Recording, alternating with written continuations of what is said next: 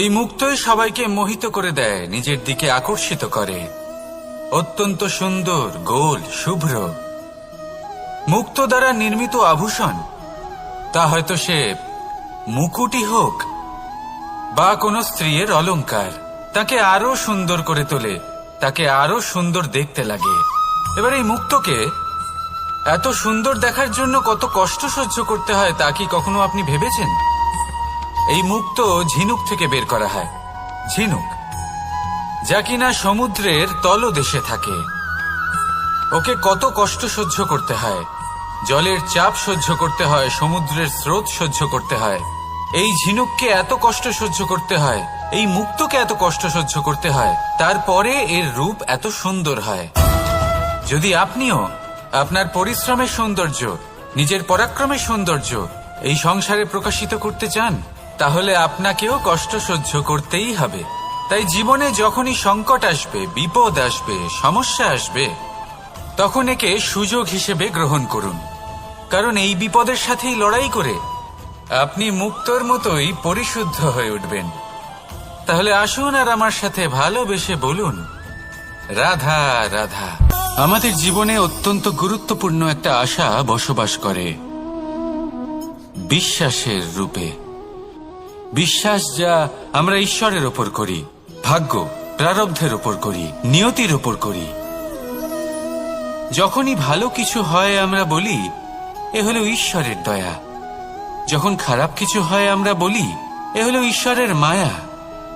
কখনো ঈশ্বর বা ভাগ্য বা প্রারব্ধ বা নিয়তি, আপনি নিজে কোথায় তা কখনো ভেবেছেন? আপনি বিশ্বাস করছেন ঈশ্বরের উপর, প্রারব্ধের উপর, কখনো নিজের উপর করেছেন? আমি আপনাকে একটা সহজ কথা বলি, যদি আপনি ঈশ্বরের উপর বিশ্বাস রাখেন, শুধুই ঈশ্বরের উপর বিশ্বাস, তাহলে আপনি সেটাই পাবেন যেটা আপনার ভাগ্যে লেখা রয়েছে। কিন্তু যদি আপনি নিজের উপর বিশ্বাস রাখেন, আত্মবিশ্বাস রাখতে শেখেন, তাহলে ঈশ্বর আর নিয়তি দুজনে মিলে আপনার ভাগ্যে সেটাই লিখবে যা আপনি চাইছেন। তাই মনে রাখবেন, সাফল্যের পথ হলো এই বিশ্বাস। নিজের আত্মবিশ্বাসকে ধরে রাখতে শিখুন, দেখবেন আত্মা প্রসন্নতায় ভরে উঠবে। তাহলে আসুন এই প্রসন্ন ভাব নিয়ে বলুন, রাধা রাধা। আপনি কি জানেন আপনার জীবনে আপনার আসল জীবনসাথী কে হন? মাতা পিতা, ভাই বোন, স্বামী স্ত্রী? না, আপনার আসল জীবনসাথী হলো আপনার শরীর। সেই শরীর যার দিকে আপনি কখনো নজরই দেন না, ঠিক কি না? এবার যে মানুষ এই রহস্য বুঝতে পারেন, তার জীবন এমনি শুভ হয়ে যায়। আপনি নিজেই দেখুন না, সে সংসারের মঙ্গলই করা হোক বা সত্যের রক্ষা করা হোক, তা সে শত্রুর সাথে যুদ্ধ করা হোক বা মিত্রকে রক্ষা করা হোক, এই শরীরই তো কাজে আসে। তপস্যাতে, বলিদানে, পরিশ্রমে এই শরীরই হলো আধার, ঠিক কিনা? তাই আমাদের কর্তব্য হলো যে আমরা যেন নিজের শরীরের যত্ন নিই। আমরা কি খাই, আমাদের কি খাওয়া উচিত, এটা যেন বুঝি। কোনটা সুপাচ্য আর কোনটা নয়, এটা যেন বুঝি। কারণ যেমন হবে অন্ন, মনও তেমনই হবে। যত ভালো অন্ন তত ভালো মন। আর সুস্থ শরীর হলো সুস্থ মনের আধার, এ কথা অবশ্যই মনে রাখবেন। আর যদি মন সুস্থ থাকে, তাহলে সকল শুভ উদ্দেশ্য পূর্ণ হবে। তাহলে আসুন আর আমার সাথে ভালোবেসে বলুন, রাধা রাধা। কথায় আছে যে দৃষ্টি অত্যন্ত কঠোর হয়, অত্যন্ত শক্তিশালীও হয়। কথায় আছে যে কারোর উপর যদি কুদৃষ্টি পড়ে, তাহলে তার বিনাশ কেউ আটকাতে পারে না। এই যে কুদৃষ্টি, এর উপাচারও আমাদের কাছে রয়েছে। যখন আমরা বাড়ি নির্মাণ করি, তখন একটা কালো মুখোশ লাগাই, যাকে রক্ষা কবচ মনে করা হয়, কুদৃষ্টি থেকে বাঁচার জন্য। যখনই কোনো বাচ্চা বাইরে যায়, তখন তার মাথায় আমরা একটা কাজলের টিপ পরিয়ে দিই, কুদৃষ্টি থেকে বাঁচার জন্য। অর্থাৎ এই সংসারে কুদৃষ্টি থেকে বাঁচার উপাচার রয়েছে। উপাচার যদি কিছু না থেকে থাকে, তাহলে তা হলো দৃষ্টিভঙ্গির। যদি আপনার দৃষ্টিভঙ্গি অনুচিত হয় তাহলে আপনার পতন কেউ আটকাতে পারবে না। না পারবে কালো মুখোশ, না কালো টিপ, না স্বয়ং ঈশ্বর। সেই জন্য নিজের দৃষ্টিভঙ্গি শুভ করে তুলুন, সবকিছু শুভই হবে। আসুন আমার সাথে ভালোবেসে বলুন, রাধা রাধা। কথায় আছে যে জীবনের আধার হলো সম্পর্ক, প্রসন্নতারও এবং ঈশ্বরের সাথে দেখা পাওয়ারও। এবার এই সম্পর্কের আধার আসলে কি? সেবা? না। বোঝাপড়া? না। অপেক্ষা? না। এই সম্পর্কের আধার হলো বিশ্বাস। যদি বিশ্বাস ভেঙে যায় তাহলে জেনে রাখবেন যে সম্পর্করূপী এই ভবন এর ভিতই ভেঙে গেল। আর যদি ভিত ভেঙে যায় তাহলে সেখানে অন্য কোনো ভবন নির্মাণ সম্ভব নয়, সম্ভবই নয়। এই সমস্ত সম্পর্কের বিশ্ব বিশ্বাসে বসবাস করে। এই বিশ্বাস হলো অত্যন্ত গুরুত্বপূর্ণ। এই বিশ্বাসের জোরেই আমি আর রাধা কোনো সাংসারিক বন্ধনে আবদ্ধ না হয়েও এক অত্যন্ত দৈব অলৌকিক বন্ধনে আবদ্ধ। এ হলো বিশ্বাস যার দ্বারা 11 অক্ষৌহিনী সেনার সামনে অর্জুন দাঁড়িয়েছিল এবং জয়ী হয়েছিল। এই বিশ্বাস হলো অত্যন্ত গুরুত্বপূর্ণ, তাই বিশ্বাস করতে শিখুন, বিশ্বাস দিতে শিখুন, বিশ্বাস পালন করতে শিখুন। আর আমার সাথে ভালোবেসে বলুন, রাধা রাধা। এই সংসার অত্যন্ত বিচিত্র এক স্থান। এ সত্য খুঁজতে থাকে, আর সত্য খুঁজে পেলেই তা প্রমাণ করতে চায়। সে চায় তার প্রমাণ পেতে, সাক্ষী পেতে চায়। সেক্ষেত্রে আমাকে বলুন যে সত্য কি করতে পারে? সেই ব্যক্তি যে সত্যকে ধরে আছে সে কি করবে? কিছুই নয়, কিছু করার প্রয়োজনই নেই, শুধু তাতে টিকে থাকতে হবে, সেই হিমালয়ের মতো যা আজ পর্যন্ত টিকে রয়েছে। যদি আপনি সত্যবাদী হন তাহলে আপনার কিচ্ছু প্রমাণ করার কোনো প্রয়োজন নেই। যদি প্রয়োজন থাকে তাহলে সত্যের সাথে টিকে থাকার। এই সময় নিজে সাক্ষী হবে, নিজে প্রমাণ দেবে। এই নিয়তি স্বয়ং প্রমাণিত করবে যে আপনি সত্যবাদী ছিলেন, আপনি সত্যের পথে ছিলেন। তাহলে আসুন আর আমার সাথে ভালোবেসে বলুন, রাধা রাধা। ঈশ্বর আমাদের হাত প্রদান করেছেন, হাত যা জড়ো করা হয় প্রণাম করার জন্য, ঊর্ধ্বগামী হয় প্রার্থনার জন্য। এই হাত যার দ্বারা আমরা খাবার খাই, ফসল উৎপাদন করি। কিন্তু এই হাতের দ্বারা সবথেকে শ্রেষ্ঠ কাজ কি হতে পারে? সেবা। আগে হ্যাঁ, সেই হাত যা সামনে এগিয়ে আসে সেবা করার জন্য, যে সেবা করে তাদের যারা দুঃখে থাকেন, নিরাশ হয়ে থাকেন, যারা সেবা করেন তাদের যারা কিনা দরিদ্র। সেই হাত হলো সব থেকে অধিক মহান। ঈশ্বরকে দীনবন্ধু বলা হয়ে থাকে, কারণ যারা দুঃখী হন, নিরাশ হন, দরিদ্র হন, ঈশ্বর তাদের সাহায্য করেন, তাদের সহায়ক হন, তাদের মধ্যে ঈশ্বর বাস করেন। তাই আপনারা যদি এটাই করেন, যারা দুঃখে আছেন, নিরাশ হয়ে আছেন, যাদের সাহায্যের প্রয়োজন রয়েছে, যদি আপনি তাদের সাহায্য করেন, তাহলে আপনি এমন এক চৈতন্য লাভ করবেন যে আপনি তৃপ্ত হয়ে উঠবেন। তাহলে সবার সেবা করুন আর আমার সাথে ভালোবেসে বলুন, রাধা রাধা। ভয়। জীবনে আমরা কোন কোন বিষয়ে ভয় পাই? কোনো মানুষকে হারানোর ভয়, কোনো মানুষ, কোনো সম্পর্ককে হারানোর ভয়, অর্থহানির ভয়, সময়হানির ভয়। এবার বিষয়টা হলো, এই ভয় কখনো আমাদের কোনো লাভ করে না। এটা সবসময় আমাদের পিছনে ঠেলে আর নিচু স্তরে নামিয়ে দেয়, কখনোই আমাদের উত্থানের কারণ হয় না। তাই জীবনে যদি কোনো ভয়ের কারণ থাকতেই হয় তা শুধুই এটা, যে মানুষের কথা ভাবতে ভাবতে, সম্পর্কগুলিকে হারানোর ভয়, মানুষকে হারানোর ভয়, সবার মন রাখতে রাখতে আপনি যেন নিজেকে, নিজের ভাবনা চিন্তাকে না হারিয়ে ফেলেন। যদি এরকম হয়, যদি সকলের মন রাখতে রাখতে আপনি নিজেই নিজেকে হারিয়ে ফেলেন, নিজের ভাবনা, নিজের লক্ষ্য, নিজের মন্তব্যকে হারিয়ে ফেলেন, তাহলে সংসারে যতই যাই হয়ে যাক না কেন প্রসন্নতা লাভ করবেন না। তাই রক্ষা তাকেই করুন যে আপনাকে রক্ষা করে, আপনার মানসিকতা, আপনার ব্যক্তিত্ব, আপনার লক্ষ্যকে রক্ষা করে। আর যদি কোনো বিষয় ভীত হতে হয়, তবে আপনি যেন নিজের উদ্দেশ্যের থেকে দূরে না চলে যান। তাহলে আসুন আর আমার সাথে ভালোবেসে বলুন, রাধা রাধা। সময় একটু একটু করে কেটে যায়, একটু একটু করে নিকটে আসে। খুব অদ্ভুত ব্যাপার। এই সময় প্রতিকূল হলেও একটু একটু করে কেটে যায়। এই সময় যদি ভালো হয় তাহলে একটু একটু করে নিকটে আসে।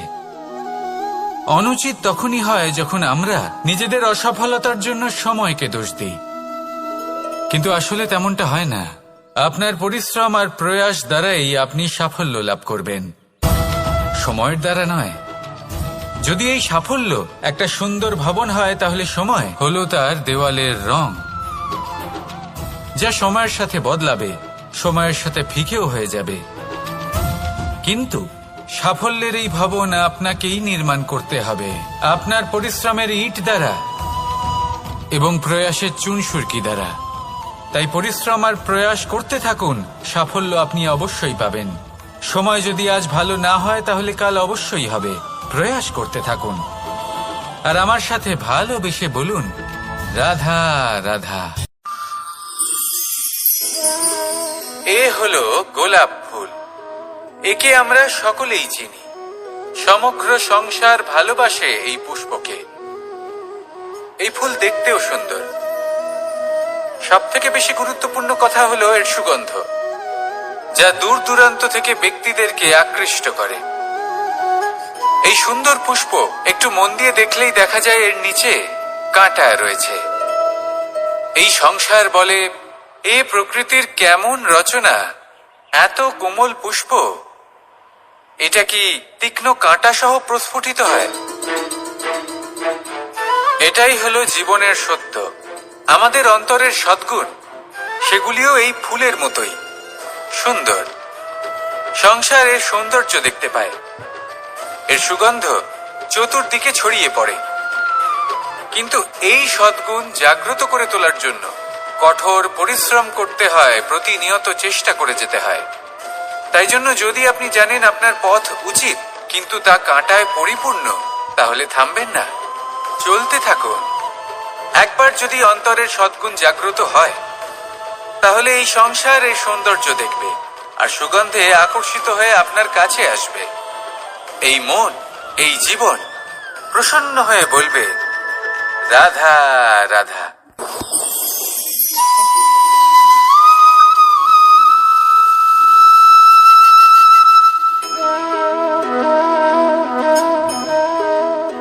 মোহনের বাঁশির এই সুর, এই সঙ্গীত কার না পছন্দ হয়? সবারই খুব ভালো লাগে। এবার এই সুর আসে কোথা থেকে? কেউ বলবেন কৃষ্ণের হৃদয় থেকে। সত্য কথা, এই সুর হৃদয় থেকে নির্গত হয় এবং প্রকট হয় এই বাঁশি থেকে। এই বাঁশিটাকে দেখুন, এই ছিদ্রগুলি দেখুন। প্রত্যেকটা সুর থেকে নিজস্ব একটা স্বর নির্গত হয়। এবার যে ব্যক্তি এই সমস্ত সুর এবং স্বর বুঝতে পারেন, এতে নিপুণ, তিনি এই বাঁশির দ্বারা যে সুর নির্গত করবেন তা তো মধুর অবশ্যই হবে। এবার জীবনের সাথেও কিছুটা এরকমই ঘটে। জীবনের কিছু নীতি থাকে, অর্থ, কুটুম্ব এবং আধ্যাত্মিক। যদি জীবনের প্রত্যেকটা মুহূর্ত সুখময় হয় এরকম আপনি চান, তাহলে এই তিনটি নীতিতে আপনাকে নিপুণ হতে হবে। কোনো একটি বিশেষ নীতির প্রতি যদি আপনি বেশি ঝুঁকে পড়েন, তাহলে বাকি দুই নীতি থেকে যা সুখ লাভ করা সম্ভব তা পারবেন না। ধন অর্জন করতে হবে পরিবারের জন্য, পরিবারের সুখ মনের শান্তির জন্য, মনে শান্তির প্রয়োজন মনের শুদ্ধতার জন্য। যখন এই মন শুদ্ধ হবে, জীবন শুদ্ধ হবে।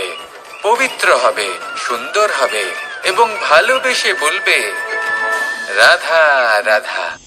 যত শক্তিশালী এই মন, তত শক্তিশালী এই শরীরও। এই যে আমাদের শরীর, এটা আসলে কি? এ হলো একটা রথের মতো। আর একটা রথ ততক্ষণ চলতে পারবে না যতক্ষণ না তাকে কোনো সারথি চালাবে। এই মন হলো শরীরের সারথি। এবার ভাবুন, যদি এই সারথি শক্তিহীন হয়, দুর্বল হয়, তাহলে এই রথের কি হবে? এটা উচিত পথে চলতে পারবে না, উচিত গতিতে চলতে পারবে না, মন মতো স্থানে এটা পৌঁছতেও পারবে না। সেই জন্য মনের শক্তি অত্যন্ত প্রয়োজনীয়। এবার মনের শক্তি আমরা কোথা থেকে লাভ করি? দৃঢ়তার শক্তি থেকে। এবার এই শক্তি আমরা কিভাবে বাড়াতে পারি? আমরা প্রতিদিন কিছু নতুন স্থির করি, কিছু ছোট, কিছু বড়। আর যেই আমরা নতুন কিছু পূর্ণ করি, আমাদের মনের শক্তি বেড়ে যায়। আর যদি পূর্ণ না করতে পারি, মনের শক্তি কমে যায়। একটা দেওয়ালের মতো ছোট ছোট ছোট ছোট শিলা আমরা একটার পর একটা স্থাপন করে একটা দেওয়াল তৈরি করি। এতগুলো পাথর যখন একত্রিত হয়ে যায়, তখন এমন এক দেওয়াল তৈরি হয় যাকে ভাঙা প্রায় অসম্ভব হয়ে দাঁড়ায়। সেরকমই হয় মন এবং দৃঢ়তা। ছোট ছোট কাজ করে নিজের লক্ষ্য পূর্ণ করুন। এই লক্ষ্য যদি পূর্ণ হয়, তবে মনের শক্তি বাড়বে। কিছুটা এইভাবে যে যত বড়ই বিপদ আসুক না কেন, সেই বিপদ নিজে হার মেনে নেবে, কিন্তু আপনার মন ততটাই শক্তিশালী থাকবে। তাই মনের শক্তি বাড়াতে থাকুন, যাতে আপনি উচিত পথে চলতে পারেন, উচিত গতিতে চলেন আর মনোবাঞ্ছিত স্থানে পৌঁছতে পারেন। তবেই এই মন প্রসন্ন হয়ে বলবে রাধা রাধা। ওমা, এ কি?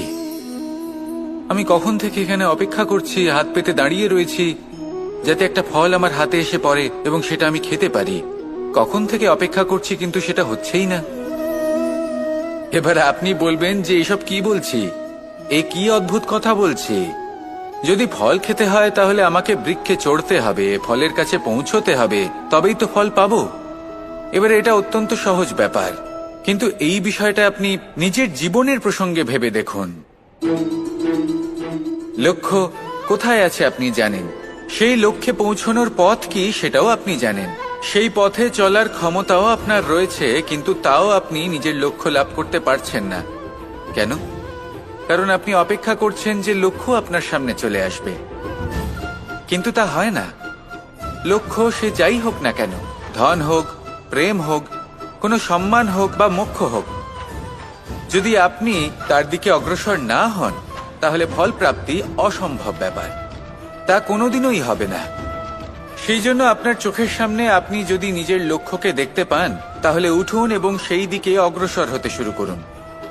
নিজের অন্তরের সকল অশুভ গুণ দূর করুন, অলসতা ত্যাগ করুন, অজ্ঞানতা ত্যাগ করে দিন এবং চলতে থাকুন। অবশ্যই মনোবাঞ্ছিত ফল লাভ করতে পারবেন।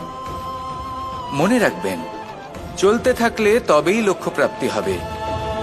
অপেক্ষার দ্বারা শুধুমাত্র মৃত্যু লাভ হবে। আসুন আমার সাথে ভালোবেসে বলুন রাধা রাধা। প্রত্যেক প্রাণী ভালোভাবে জীবন যাপন করতে চান, এটা তাদের স্বভাবে আছে এবং ভাবাটা অনুচিত নয়। কিন্তু একটা ভালো জীবনের গুরুত্বপূর্ণ অংশ কোনটা? বসবাসের স্থান, সেই স্থান যেখানে আমরা জীবন অতিবাহিত করি। এবার মানুষ ভাবতে পারেন যে একটা ভালো বাসস্থানের অর্থ কি? সেই স্থান যেখানে সহজে জল পাওয়া যায়, যেখানে শুদ্ধ বায়ু পাওয়া যায়, যেখানে আনাজ উৎপন্ন হয়।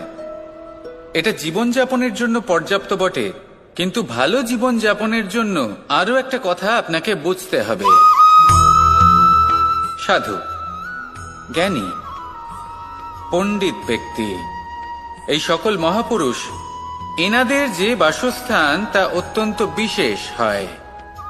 এখানে এক ধরনের বিশেষ ইতিবাচক শক্তি থাকে, এমন একটা স্থান যেখানে দেবতারাও বিচরণ করেন। জীবন আমরা সবাই যাপন করি, কিন্তু জীবনের উদ্দেশ্য শুধুমাত্র জীবন যাপন করা নয়। জীবনের উদ্দেশ্য হল মুক্তি লাভ করা। আর এই সকল সাধু, জ্ঞানী, পণ্ডিত ব্যক্তি, এই সকল মহাপুরুষ আপনাকে মুক্তির পথে নিয়ে যেতে পারেন।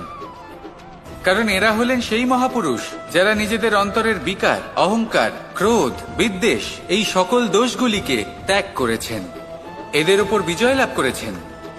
এমনই একজন ব্যক্তি আপনাকে মুক্তির পথে নিয়ে যেতে পারে। প্রয়োজন হলো শুধুই এনাদের চিনতে পারা, এদের কথা বুঝতে পারা এবং এদের দেখানো পথে চলা। যদি আপনি এটা করতে পারেন, তাহলে এই মন প্রফুল্ল হয়ে বলবে, রাধা রাধা। কখনো কোনো বাগানের কোনো বৃক্ষকে দেখেছেন যেখানে সুগন্ধি ফুল থাকে, রসালো ফল থাকে? তখন মন প্রফুল্ল হয়ে ওঠে, মন থেকে সেই বৃক্ষের প্রতি ভালোবাসা জন্মায়। কিন্তু যিনি বাগানের মালিক, শুধুমাত্র তিনিই জানেন যে কিভাবে এই বৃক্ষকে আগলে রাখতে হয়, কিভাবে তার পরিচর্যা করলে এতে সুন্দর সুগন্ধি ফুল হবে, রসালো ফল হবে। কখনো কখনো প্রয়োজনের থেকে বেশি রোদ পেলে এই বৃক্ষগুলি শুকিয়ে যায়, প্রয়োজনের থেকে কম রোদ পেলেও এই বৃক্ষ কিন্তু শুকিয়ে যায়। প্রয়োজনের থেকে কম জল যদি পায়, এই বৃক্ষ শুকিয়ে যেতে পারে।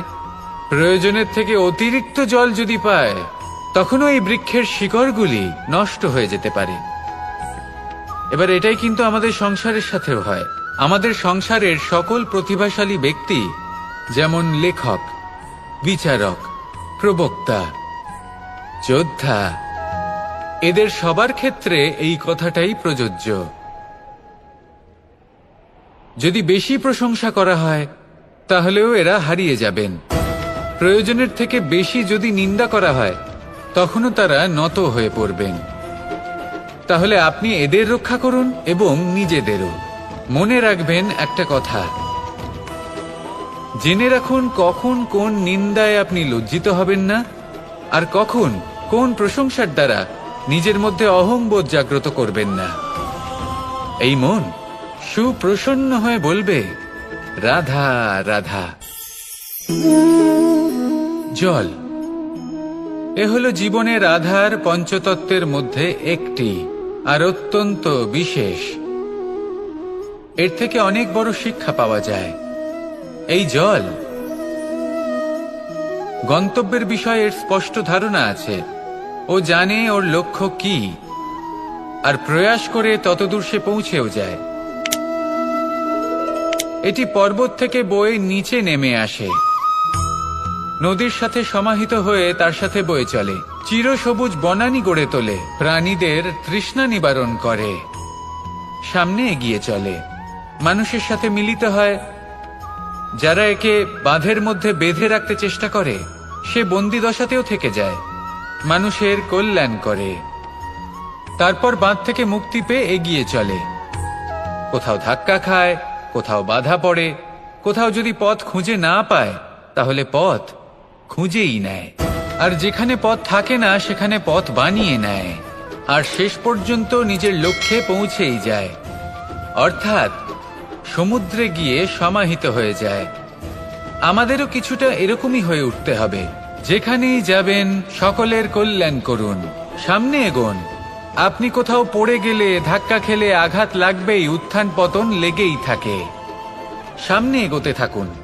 কোথাও পথ না পেলে তা খুঁজে নিন, কোথাও পথ না থাকলে তা বানিয়ে নিন। নিজের গন্তব্যের কথা সব সময় মনে রাখুন।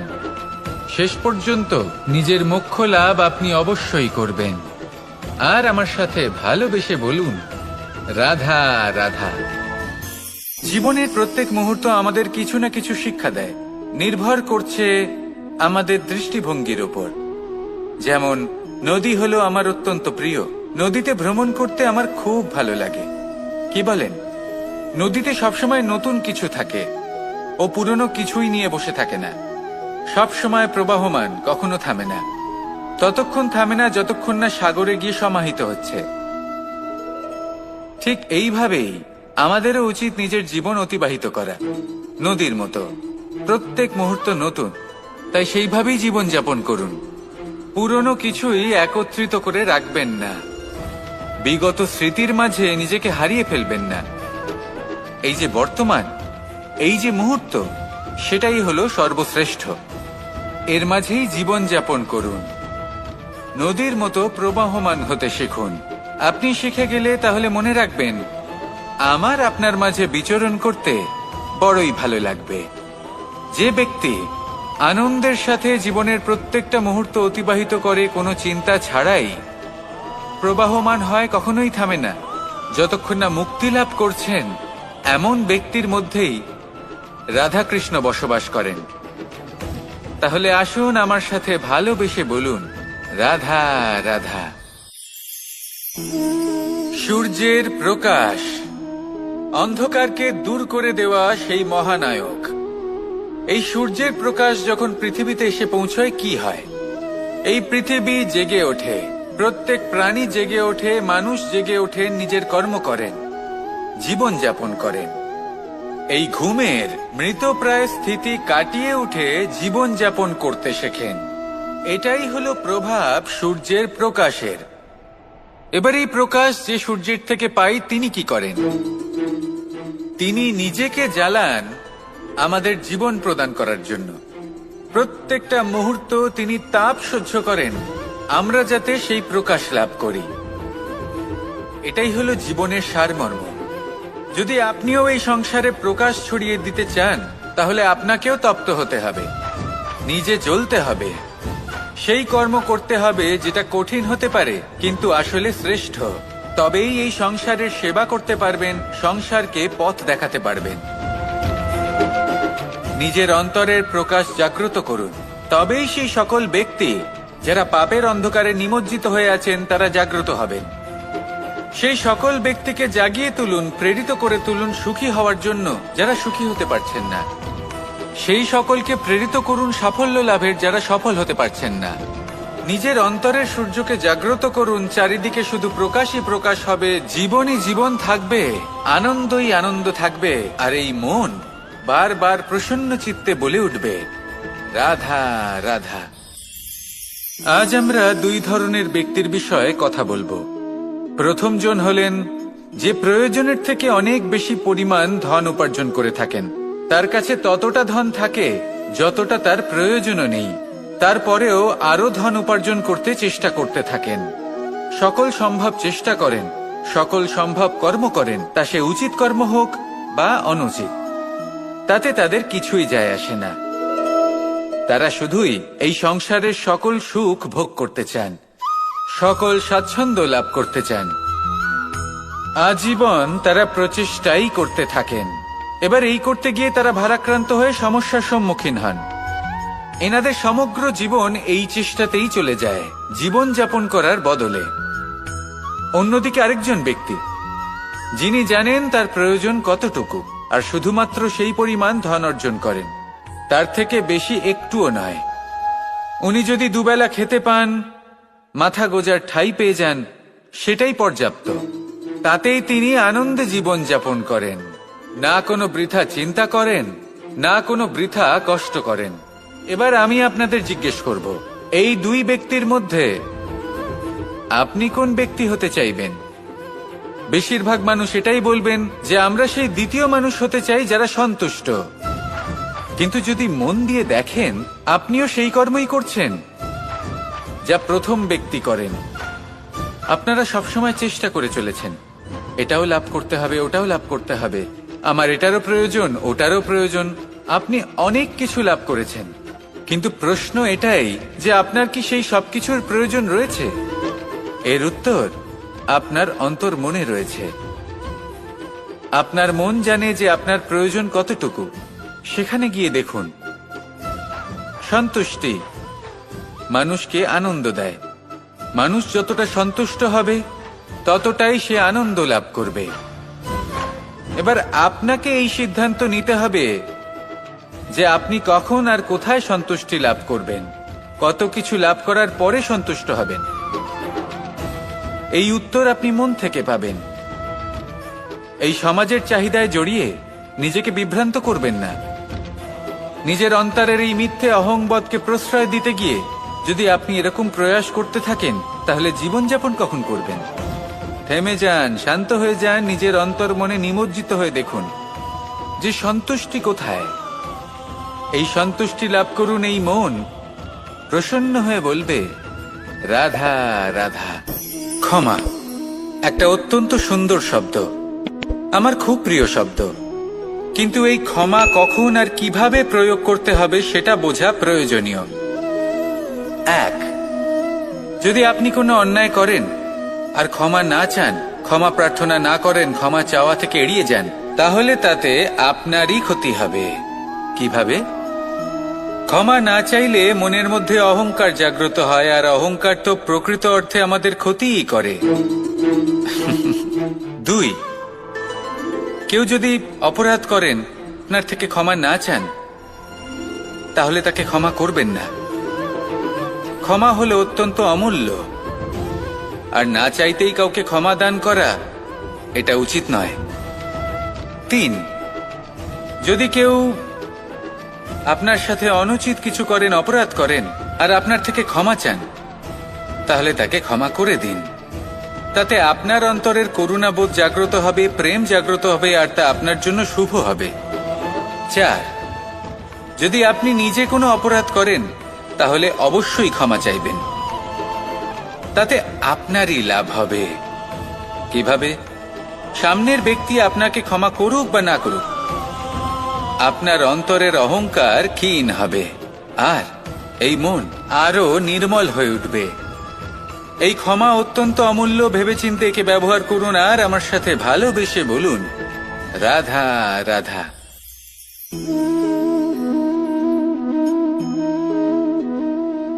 ভোজনের দ্বারাই শরীর পুষ্টি লাভ করে। ছোটবেলা থেকে আজ পর্যন্ত যাই আপনার ভোজন হয়ে থাকুক, যাই আপনার আহার হয়ে থাকুক, সেই অনুসারেই আপনার শরীর গঠিত হয়েছে। এই ভোজন অত্যন্ত গুরুত্বপূর্ণ, সেই জন্য এর প্রত্যেক অংশকে বোঝা খুব আবশ্যক। প্রথম অংশ, যে আমরা কি গ্রহণ করছি, এই ভোজন কোন স্থান থেকে আসছে সেটা বুঝুন। দ্বিতীয় অংশ, ভোজন কে বানাচ্ছেন। এই ভোজন সর্বশ্রেষ্ঠ তখনই হয় যখন মাতার হাতে তৈরি করা ভোজন হয়। কিন্তু যদি মাতার তৈরি করা ভোজন আপনি প্রাপ্ত নাও করতে পারেন, তাহলে সেই ব্যক্তির ভোজন তৈরি করা উচিত যিনি সাত্ত্বিক। তৃতীয় অংশ, কোন স্থানে আপনি ভোজন গ্রহণ করছেন। যে স্থানে আপনি ভোজন গ্রহণ করছেন তা সাত্ত্বিক হওয়া উচিত। তাহলে অত্যন্ত গুরুত্বপূর্ণ।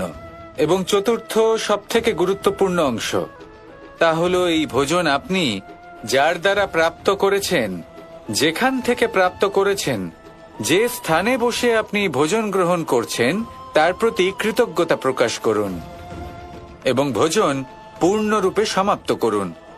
তবেই এই ভোজন আপনাকে সুখী জীবন দান করবে, সুস্থ শরীর দেবে, আর এই মন তা সুপ্রসন্ন হয়ে বলবে, রাধা রাধা। আমি এখানে একা এই বনে বসে আছি, বাঁশি বাজাচ্ছি। কার জন্য? কে আছেন এখানে? কেউ নেই। আমার প্রজা, আমার রাজ্য, আমার পরিবার আমার থেকে অনেক দূরে আছেন। আমি এখানে একা এই বনে বসে এই আকাশের এই রঙের, গাছের এই সব ফলের, মাটির সুবাসের আনন্দ উপভোগ করছি। কেন? আমি হলাম দ্বারকাধীশ। এমন কি রাজকীয় বা ভৌতিক সুখ রয়েছে যে আমি ওখানে পেতে পারি না? সবকিছুই পেতে পারি, তাও এখানে বনে একা বসে আছি।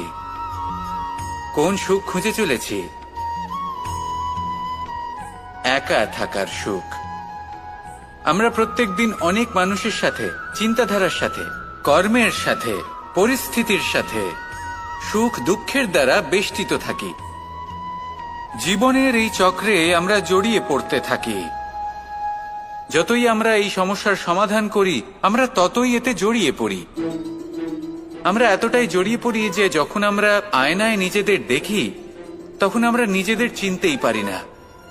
এমন মনে হয় যেন আমরা নিজেদের হারিয়ে ফেলেছি। সেই জন্য প্রত্যেক দিন আপনি কিছু সময় নিজের সাথে কাটান একান্তে। এটা অত্যন্ত আবশ্যক। নিজের অস্তিত্বের গভীরে গিয়ে দেখতে শিখুন, নিজেকে বুঝুন। অদ্ভুত শান্তির অনুভূতি হবে। যেমন এই বায়ু, এই বৃক্ষ, এই পুষ্প, এই নিসর্গ, এদের মতো আপনিও কখনো একলা হতে শিখুন। কখনো নিসর্গের একটা অংশ হয়ে দেখুন। এই মন প্রসন্ন হয়ে বলবে, রাধা রাধা। বাহ, পুষ্পের সুবাস আমার খুব ভালো লাগে। অত্যন্ত সুন্দর হয় এই পুষ্প। এইভাবে চারিদিকে পুষ্প দেখে মন আনন্দিত হয়ে ওঠে। এবার আপনারা ভেবে দেখুন, আমার চারিদিকে পুষ্প নয়, আগুন আছে। তাহলে কি হবে? আমার শরীর কি জ্বলে যাবে না? অবশ্যই জ্বলবে। শরীরকে কি আগুনের তাপ সহ্য করতে হবে না? অবশ্যই সহ্য করতে হবে। এটাই হলো প্রকৃতির নিয়ম। এই নিয়ম কিন্তু আমরা সবাই জানি, কিন্তু আমাদের মধ্যে বেশিরভাগ মানুষ এই বিভ্রান্তি নিয়ে বাঁচি যে এই যে প্রকৃতির নিয়ম, তা আমার ওপর প্রযোজ্য নয়। তা কিন্তু নয়। আমাদের চতুর্দিকে এই যে নিসর্গ রয়েছে, আমরা তার কতটা ক্ষতি করি সেটা একবার ভেবে দেখুন। আমরা বনাঞ্চল জ্বালিয়ে দিই, বায়ু দূষিত করি, জল দূষিত করি, প্রাণীদের হত্যা আমরা করি। কেন? এই নিসর্গ আমরা নষ্ট করি, যদিও আমরা জানি যে আমরাও হলাম এই নিসর্গেরই অংশ। এবার দেখুন, শরীরের কোনো অংশে যদি আগুন ধরান, আস্তে আস্তে সমস্ত শরীরও জ্বলে যাবে। সেইভাবেই নিসর্গ যদি নষ্ট হয়ে যায়, তাহলে মনুষ্য জাতিও নষ্ট হয়ে যাবে। তাই এই যে নিসর্গ আপনি দেখছেন, এই পুষ্প, এই বৃক্ষ, বায়ু, জল, এদের সকলকে রক্ষা করুন, নষ্ট নয়। মনে রাখবেন, যদি নিসর্গ থাকে মানুষ থাকবে, যদি নিসর্গ থাকে তাহলেই জীবন থাকবে। আসুন আমার সাথে ভালোবেসে বলুন, রাধা রাধা। এ হলো গোলাপ ফুল। একে আমরা সকলেই চিনি। সমগ্র সংসার ভালোবাসে এই পুষ্পকে। এই ফুল দেখতেও সুন্দর। সবথেকে বেশি গুরুত্বপূর্ণ কথা হলো এর সুগন্ধ, যা দূর দূরান্ত থেকে ব্যক্তিদেরকে আকৃষ্ট করে। এই সুন্দর পুষ্প একটু মন দিয়ে দেখলেই দেখা যায় এর নিচে কাঁটা রয়েছে। এই সংসার বলে, এ প্রকৃতির কেমন রচনা, এত কোমল পুষ্প, এটা কি তীক্ষ্ণ কাঁটা সহ প্রস্ফুটিত হয়? এটাই হলো জীবনের সত্য। আমাদের অন্তরের সদ্গুণ, সেগুলিও এই ফুলের মতোই সুন্দর। সংসার এর সৌন্দর্য দেখতে পায়, এর সুগন্ধ চতুর্দিকে ছড়িয়ে পড়ে। কিন্তু এই সদ্গুণ জাগ্রত করে তোলার জন্য কঠোর পরিশ্রম করতে হয়, প্রতিনিয়ত চেষ্টা করে যেতে হয়। তাই জন্য যদি আপনি জানেন আপনার পথ উচিত, কিন্তু তা কাঁটায় পরিপূর্ণ, তাহলে থামবেন না, চলতে থাকুন। একবার যদি অন্তরের সদ্গুণ জাগ্রত হয়, তাহলে এই সংসার এর সৌন্দর্য দেখবে আর সুগন্ধে আকর্ষিত হয়ে আপনার কাছে আসবে।